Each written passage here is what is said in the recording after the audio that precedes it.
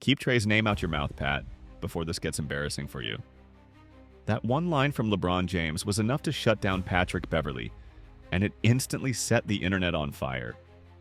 What looked like a silly Twitter spat suddenly turned into a league-wide spectacle, pulling in Trae Young, Kevin Durant, and the King himself. But how did something so small spiral into one of the most lopsided beefs in recent NBA memory? It all began with a harmless question on Twitter about why players go harder in pickup games than they do in the All-Star game. A throwaway fan post until Beverley decided to turn it into a stage.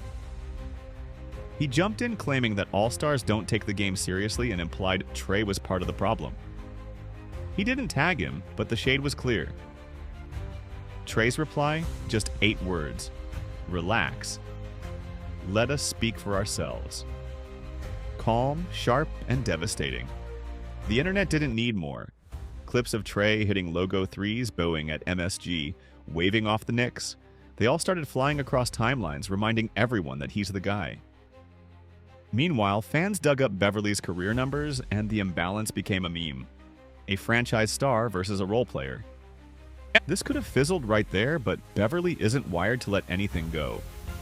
Instead, he took it to his podcast where he framed Trae as a player nobody respected. He pointed to his own playoff appearances, compared resumes, and painted Trae as a stat-padding guard without leadership. Suddenly, this wasn't just social media banter. It was Beverley questioning the foundation of Trae's career. That's why it blew up. Trae's response turned the whole thing upside down. He called out Beverley for using vague sources, pointing out that he's still close to his old teammates and none of them ever said that to Pat. Then he dismantled the intimidation angle. I was never scared of you. Coming from a 6-foot guard who's been targeted his whole career, that was a statement. He even flipped Beverley's own low-light reel against him, mocking his infamous celebration after a play-in win. The subtext was brutal. Franchise guys chase rings, role players cling to moments. Fans ate it up, and even the Hawks' social media piled on with receipts. And then, the heavyweights joined. Kevin Durant slid into the mix with just one word: delusional. Coming from KD, a 2-time Finals MVP, that hit harder than any long rant. It validated Trae instantly, and then LeBron James decided enough was enough. Keep Trae's name out your mouth, Pat. No podcast, no lengthy response, just a direct warning.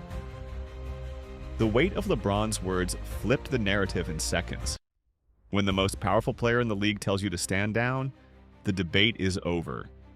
LeBron's move wasn't just about defending Trae. It showed how differently he treats the next generation compared to Jordan. MJ guarded his throne.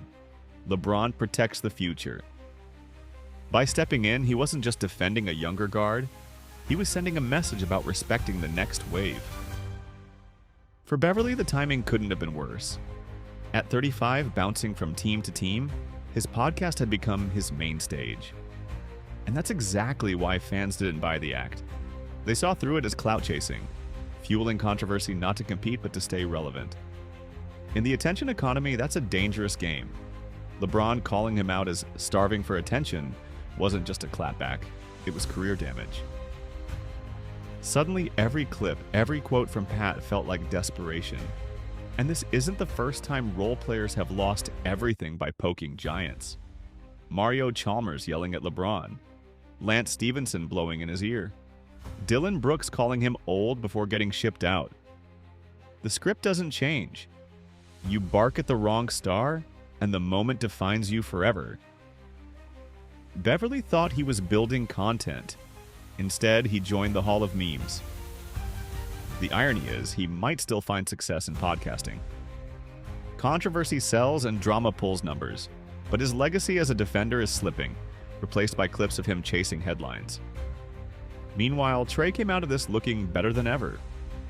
Calm responses, maturity in his longer statements, and validation from two of the greatest players of all time. His credibility skyrocketed without him having to say much at all. What started as an offhand tweet about the All-Star game ended with LeBron writing Beverley's career obituary. Trae walked away with his reputation upgraded, KD and LeBron backing him, and a reminder to the league that the new generation is protected. Beverley, on the other hand, found out the hard way that chasing clout against stars can end your career faster than age ever could. So now the question isn't whether Trae Young is respected, it's whether Patrick Beverley just played himself into retirement.